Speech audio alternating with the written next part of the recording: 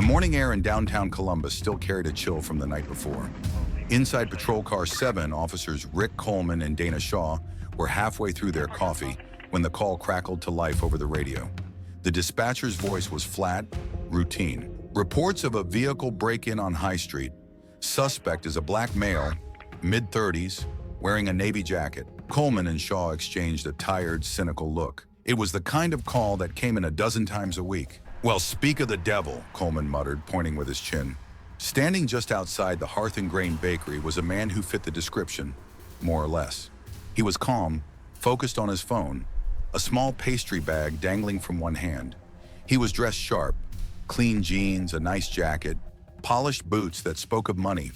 To the officers, that was enough of a reason to be suspicious right there. It was a loose fit, but for them, it was enough. Coleman cut the wheel, pulling the cruiser to the curb without using the lights or siren.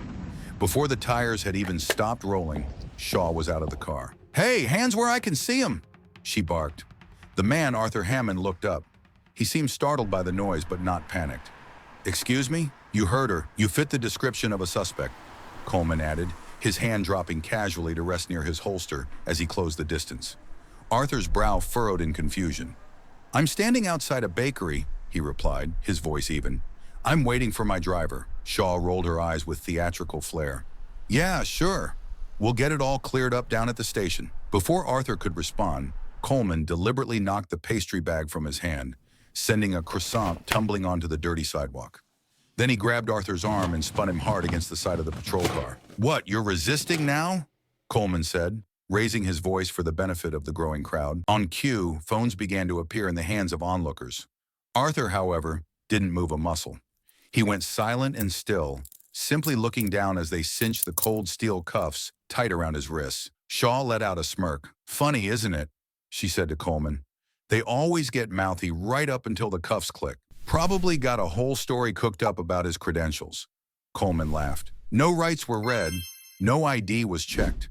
They didn't even glance at the bag on the ground, which had a receipt sitting right on top. They just shoved him into the back of their car and drove off, already laughing about the paperwork." Inside the cruiser, Arthur stared straight ahead, his face a mask of composure. "You got anything to say for yourself back there?" Coleman called over his shoulder. Arthur's voice was perfectly level. "I'd like to make my phone call." "You'll get it," Coleman scoffed, "after we're done booking you." But it wasn't what he said. It was how he said it. That quiet, measured tone, patient, almost indifferent, planted the first seed of doubt in their minds. It wasn't enough to make them stop, but it was enough to make Coleman glance back in the rearview mirror one more time. The man wasn't scared. He wasn't rattled. And anyone could see he wasn't finished. At the precinct, the booking process was moving at a crawl. The desk sergeant, a veteran cop named Frank Miller, looked up as they walked Arthur in. Frank blinked twice, his eyes scanning the well-dressed man in cuffs. "Coleman, you guys sure about this one?" Frank asked, his voice low. "Fits the call from dispatch. Car break-in." "He was loitering," Coleman said, waving off the concern. "I was standing outside a bakery holding a pastry bag," Arthur corrected him quietly. Shaw stepped forward, her posture aggressive. "Are you doubting our call in the field, Frank?" Frank Miller frowned, hesitated for a beat, then turned to his terminal and began typing in Arthur's information. He stared at the screen, then did a slow double take, leaning closer to the monitor. "This address, is this for real? I would like my phone call now, please," Arthur said again, gently interrupting. Coleman let out a theatrical sigh. "Who you gonna call, your lawyer, buddy?" "No," Arthur said simply. "The Attorney General's office." For a moment there was silence. Then Coleman burst out laughing, a loud, ugly sound that echoed in the quiet precinct. "The AG's office? That's a new one." "Sure, pal. Tell him we said hi." He and Shaw turned and walked away, chuckling to themselves. But Frank Miller wasn't laughing. He was still staring at the computer screen, the color draining from his face. What the two officers couldn't see, what they were too arrogant to even consider, was that they weren't just out of their depth. They were already drowning. The holding cell was cold, a steady, damp chill that seeped right into your bones. Arthur Hammond sat on the concrete bench, not stiff, not slouched, just perfectly still. Everything about him, from his polished boots to his controlled posture, radiated a sense of absolute control. patience, he thought to himself. His father had taught him many things, most of them useless, but his mother, she had taught him patience.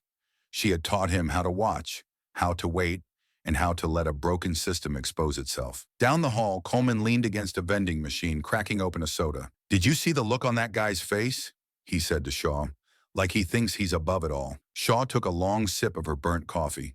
"That type always does," she scoffed. "Shows up in the nice part of town, acts like the rules don't apply to him." "It's the same script every time," Coleman chuckled. "My favorite part is when they start threatening lawsuits and asking for your badge number.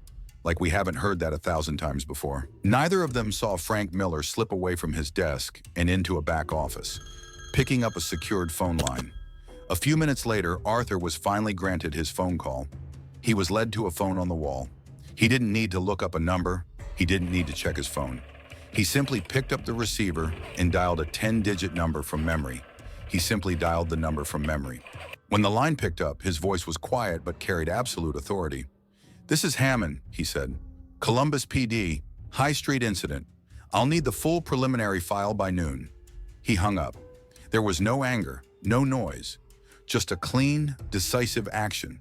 The call lasted less than 30 seconds, but a tidal wave was already racing towards the precinct. 30 minutes later, the precinct chief's private line rang. He glanced at the caller ID and his posture straightened instantly. It was a number from the state attorney general's office, a number you always answer on the first ring. Less than an hour after that phone call, Arthur Hammond was released. Rick Coleman saw him first. He and Shaw were walking down the main corridor when they froze. Arthur Hammond was walking calmly toward them, but he wasn't in cuffs and he wasn't being escorted by patrolmen. He was flanked by two stone-faced officials in dark suits who moved with the unnerving confidence of federal agents. Coleman blinked, as if the lights had suddenly become too bright. "That's not possible," he muttered. Shaw's eyes narrowed, her face a mask of disbelief and anger. "What the hell is going on?" From his desk, Frank Miller watched the procession go by. He didn't say a word. He simply turned to his terminal and typed a swift command into a system they didn't have access to, officially logging the release. Arthur didn't glance back at the two officers. He didn't smirk. He just left, with the same measured, confident walk he'd had when he arrived. And the silence he left in his wake was heavier and more ominous than any siren. That night, Coleman's thoughts churned as he sat at dinner with his brother. "It's politics," he told himself. "The guy has connections, that's all. Reeks of it." Meanwhile, Shaw sat on her porch, nursing a beer, trying to rationalize it. "Just some city hall mix-up," she thought. "He'll get his eventually. Nobody walks around that smooth unless they're hiding something." But as the week crawled by, their justifications started to feel thin. The whispers started. Conversations in the department would stop when they walked by. Someone mentioned the name Hammond in a morning briefing, and two sergeants exchanged a look that spoke volumes. Even their own captain started acting spooked, giving short answers and choosing his words carefully whenever the incident came up. That's what finally got to Coleman. If the command staff was nervous, this was real. "We've got the body cam," Shaw insisted, trying to reassure him, and maybe herself. "We got the call log. We were following protocol." Coleman nodded, but the gesture was hollow. A knot was twisting in his stomach. Something about Arthur Hammond didn't add up, and the way he left, with no drama, no threats, no anger, that wasn't how a guilty man behaves. They tried to go back to work, to pretend nothing had changed, but the truth was already circling. The floor was shifting beneath their feet, and they hadn't even realized that Arthur was the one standing on solid ground, watching it all happen. The summons arrived a week later. The courthouse in downtown Columbus was a familiar place to them, a building of concrete and glass where they were usually the ones in control. They walked in side by side in their pressed blue uniforms, badges gleaming, faces set like stone. This was just routine. They expected Arthur to show up with a high-priced lawyer, ready to make a scene, but he wasn't in the waiting area. He wasn't even listed on the public docket as a defendant. As they passed through security, a bailiff gave them a curt nod. "You two testifying in 2C? The Hammond case?" "Yeah, Coleman and Shaw," Rick answered. The bailiff blinked slowly. "Hammond's not the defendant." Coleman frowned. "Come again?" The bailiff just gestured with his head toward the courtroom doors. "You'll see." The moment they stepped into courtroom 2C, the world tilted on its axis. The room was packed, but not with the usual crowd of nervous defendants and their families. This room was filled with journalists, two television camera crews, and a member of the city council. Coleman's neck went rigid, and then his eyes locked on the front of the room. There, seated at the table, right next to the judge, was Arthur Hammond. He wore a dark, impeccably tailored suit, and he was calmly flipping through the pages of a thick binder. He had no cuffs, no lawyer beside him. In front of him was a polished brass nameplate that read, "Special Counsel for Civil Accountability, State of Ohio." Shaw leaned in, her voice a choked whisper. "What is this?" "I don't know," Coleman whispered back, his mind racing. "This wasn't in any of the case notes." The judge banged her gavel, calling the room to order. "Today's session concerns a procedural review regarding conduct during a recent arrest on High Street," she announced, her voice echoing in the stunned silence. "Mr. Hammond will be serving in an advisory capacity, representing the state's Civil Accountability Office." Shaw's jaw twitched uncontrollably. Coleman looked as if he'd been physically struck, and Arthur Hammond, the man they had thrown against a car and laughed at just days before, didn't even look their way. He simply sat back as the judge looked down from the bench. "Officers Coleman and Shaw, please approach." They moved stiffly, every eye in the room fixed on them with cold scrutiny. "Can you walk us through your reasoning for detaining Mr. Hammond?" the judge asked. Coleman cleared his throat. "We received a dispatch call, Your Honor." "And was ID checked before detainment?"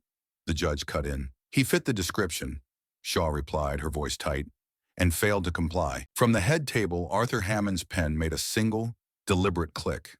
The judge turned to him. "Mr. Hammond?" For the first time, Arthur looked directly at them, his eyes sharp and analytical. "Your Honor," he said, his voice steady, "in my career, I've read hundreds of reports that start with the same vague descriptions and unchecked assumptions. This isn't about one stop. It's about a pattern. The state's Civil Accountability Office has authorized a full internal review. The formal review began not with a summons, but with an email the next morning. The subject line read, "Case Review Summary, prepared by Special Counsel A. Hammond." It was filled with attachments, old stops, civilian statements, body cam timestamps they thought were buried. With a shaking hand, Coleman clicked open one file. "A man named Julian York, stopped 3 years ago for a broken taillight, detained for non-compliance. Charges dropped." The body cam footage was officially listed as corrupted. The civilian statement, however, was perfectly clear. It said he'd been slammed against his car for asking for a supervisor. Coleman remembered it, and his chest tightened. This wasn't a cleanup. It was an autopsy. The review hearing took place in a sterile municipal conference room, where every chair was filled by a silent observer. There were no friendly faces, no backup. At the head of the table, Arthur Hammond looked prepared, not angry. "This isn't about accusations," Arthur began, his voice commanding the room. "It's about patterns." He laid out the files. Julian York, broken taillight, and Rivers, mistaken identity. In report after report, the same phrases echoed: fit the description, suspicious behavior, non-compliant tone. "We respond to calls as they come in," Coleman burst out. "We don't write the descriptions, but you control the cuffs," Arthur countered, his voice like ice. "You control the tone. You control whether you check a man's ID before you assume he's a criminal." Then he produced his final exhibit. He unrolled a large map of the city, marked with dozens of small red pins. "These are all the stops you two have conducted over the last 5 years." The pins weren't scattered. They formed thick, undeniable clusters over the same few streets, in the same few neighborhoods. The red pins on the map seemed to bleed into the silence of the room. Arthur's voice cut through it, cold and factual. "We compared your stop data to 3 other patrol teams in your district. You average 42% more stops. 80% of those stops involve individuals from one demographic group, and 90% of them result in no charges filed." The investigator next to him, Ms. Osei, added quietly, "That's not policing, that's profiling." "So what?" Shaw's voice cracked with defiance. "We're on trial for doing our jobs? For following protocol?" "You're not on trial," Arthur said, his voice steady as a rock. "You're in review." He paused, letting his words hang in the air. "A review triggered because, for once, you stopped the wrong person. Not someone you thought had less credibility. Not someone without recourse." He leaned forward just an inch, locking his eyes on theirs. "Me," the word landed with the force of a physical blow. "I wasn't special that day. I didn't have a title. I was just a man outside a bakery. And you decided that was enough." Coleman exhaled sharply. "We had a dispatch call. We didn't target you." "You didn't have to," Arthur replied instantly. Because you've built a system where the targeting happens automatically. You can't fix what you won't admit. He wasn't finished. He brought forth the testimony. Julian York spoke of a sprained wrist for asking for a supervisor. Another victim recounted being thrown to the ground in front of his terrified daughter. Coleman shifted in his seat, unable to meet their eyes. "We see the worst of people," Shaw insisted, her arms crossed tight. "We can't afford to hesitate. Perhaps the problem is what you consider a match," Arthur countered, studying her. "You say this job changed how you read things. I don't deny the job is hard, but when the same faces keep paying for other people's mistakes, it stops being about danger. It becomes about comfort." "Comfort?" Shaw scoffed. "Yes," Arthur said. "The comfort of predictable assumptions. The comfort of never being the one on the ground." Brent's shoulders sank. Arthur made his final recommendation to the board. That officers Coleman and Shaw be removed from field duty indefinitely, pending psychological review and a full departmental audit, and that the cases flagged in this hearing be formally reopened. Lynn whispered one last time, "It was a job." Arthur looked at her, his expression unreadable. "No," he corrected her, "it was a responsibility. And when you forget that, people get hurt." The board went into closed session. 35 minutes later, they returned. Their verdict was swift, upholding every single one of Arthur Hammond's recommendations. The end of their careers didn't come with a bang. It came in the quiet of their captain's office an hour later. Coleman and Shaw stood before his desk, the two state investigators watching from the corner of the room, their faces impassive. "Your sidearms and your badges," the captain said, his voice heavy with resignation. The sound of heavy leather holsters being unclipped echoed in the silence. Then came two soft, metallic clicks as they placed their badges on the polished desk, the symbols of the authority they had abused. It was over. As they walked out of the office in disgrace, stripped of their power, they passed Frank Miller, the old desk sergeant, in the hallway. One of the state investigators caught Frank's eye. He gave a slow, deliberate nod, a small, silent acknowledgement of a job done right.